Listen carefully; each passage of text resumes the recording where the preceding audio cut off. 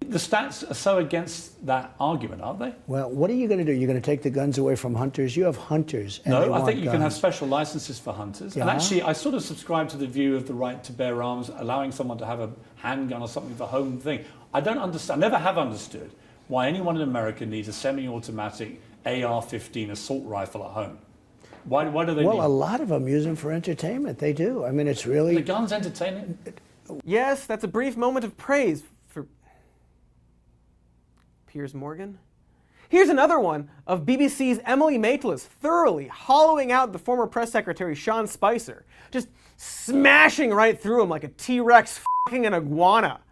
And like a reptile love that knows no size restrictions, it is beautiful. I wonder why you didn't stand up to the president in the first place and say, you're wrong about those crowd numbers. With respect, sir, you're wrong. I mean, that would have saved your skin straight away.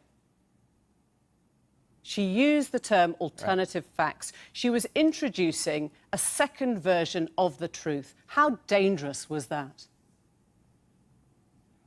My point is, it became a joke. It became something that defined you. You joked about it when you presented the Emmy Awards. But it wasn't a joke. It was the start of the most corrosive culture. You played with the truth. You led us down a dangerous path. You have corrupted discourse for the entire world by going along with these lies. With all due, I'm sorry, Emily.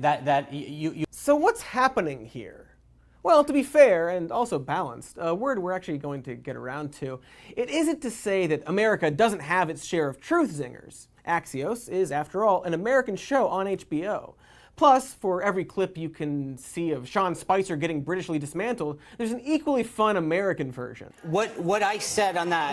Hold on, listen. Hold on. Because was that true or was that not true? What I said was the totality of the people who watched it online and everywhere. No, you didn't. We all heard what you just said. You said ever, including in person. In person or around the globe. Both. Right, both combined. No. No, should I look? In person and around the globe. Correct. So was that true or was it? So you're still standing by it? No, I'm saying that I could have done that a heck of a lot better. But the point is that what we were conflating was the number of people standing in one position versus what I was trying to do, and admittedly not well. Like I'm not sitting, but and not truthfully. But no, the number of people who watched it live on Twitter. Hold on. You know what? Look. Hey, good job, lady who defended blackface.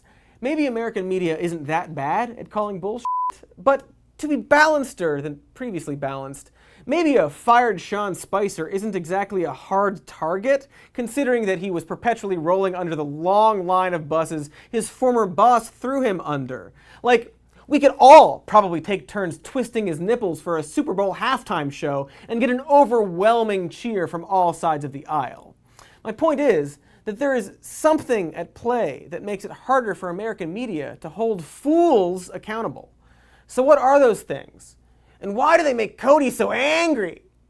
Let's break it down with three main problems, jumping right into the first one, while also saving the best for the last thing after this current sentence I'm saying. Local news is the foundation of bipartisanship. Oh, and also dying. The fact that newspapers, and more specifically, local news companies in general, are slowly dying is both depressing, seemingly unavoidable, and obvious to anyone paying attention. You know, like how our Earth is also dying. It's like that, but with the truth. Except it isn't obvious, because as Pew Research discovered, 71% of Americans think their local news media is doing well financially. Something that is wrong. Very wrong. Very, very wrong. While there's a whole lot to say about that in terms of how it encourages local corruption, I'd much rather focus on something we tend to take for granted, which is that local TV is watched equally by both liberals and conservatives, who tend to trust it more than anything else. And why wouldn't you trust it? If the media company is local, then it's filled with people who know the hardships of that specific area. You'd trust a local restaurant or farm to make a good burger more than a fast food chain, right? And while there's certainly a place for both, imagine if your entire town was made up of only Taco Bells and Burger Kings. Not just as restaurants, but like, if your kitchen was just a Taco Bell and a Burger King, which I know would be pretty cool at first, up until you've had your 50,000th beefy Fritos burrito. Still, the first $49,999 would be awesome. I'm getting distracted. The point here should be clear, in that you're never going to see CNN cover the mayoral race of a suburb in middle America, unless that mayor is a cat. In fact, as more local newspapers die out, studies have found that fewer people run for mayor, which probably, explains why some places are down to half feral creatures with visible anuses. Ani? Anuses. And as people get less involved in small town affairs, it actually adds up to national problems. For example, there's a study that found that factories and plants actually have less toxic emissions if they are near a local paper that can hold them accountable. Something that will be getting rarer, as one Duke University study found that 1 in 5 towns do not have local news. Hey, did you know that local news stations used to have in-depth documentaries? Like, here's a half-hour one from 1990 just about the pollution in one North Carolina river that actually pushed local politicians to change their policies. And while these still exist to an extent, they are going extinct. Because of all the things I've already said. Oh, but here's the thing I haven't said yet. A decrease in local news makes voters far more polarized on party lines, which is something that should piss off both Republicans and Democrats. After all, if you hate Fox News or MSNBC for being politically slanted, it's partially because they are designed for a much larger demographic of people. Again, it's Taco Bell versus Burger King, Pepsi versus Coke, Disney versus... Point is, it's two giants attempting to win the favor of millions of people, as opposed to a local station simply calling out the bullshit right in front of it.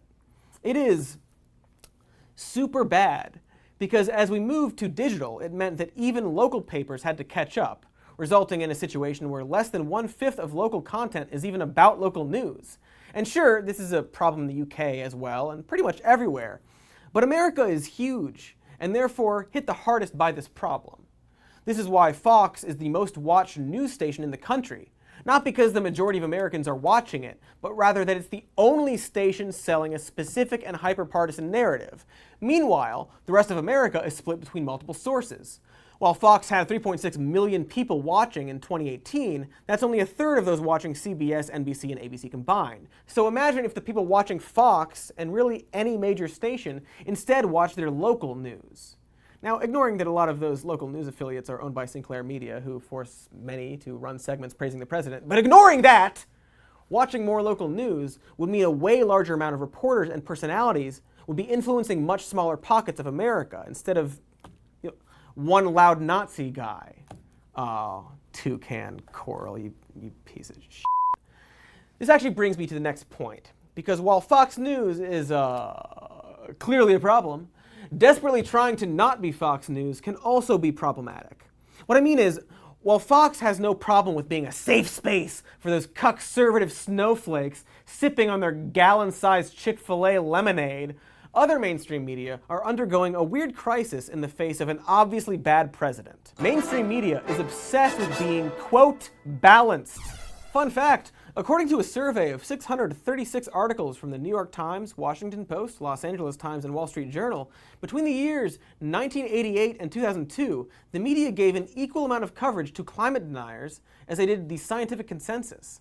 In other words, their effort to be balanced was actually incredibly unbalanced, giving way more exposure to a fringe and very wrong belief as if it were equally valid.